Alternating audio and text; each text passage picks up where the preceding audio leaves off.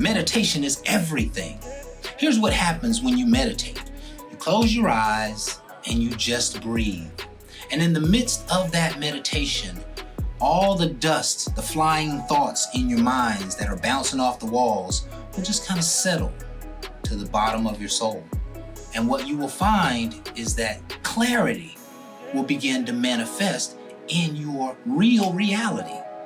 It's hard to explain to people how spirit works, but when you quieten the spirit, it goes to work.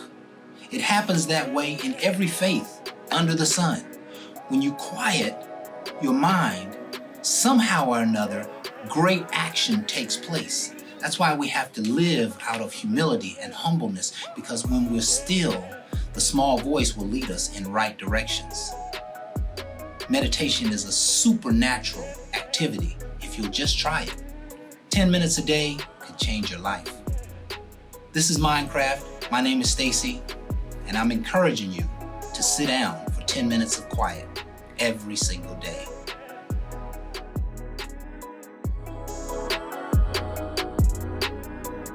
Yeah.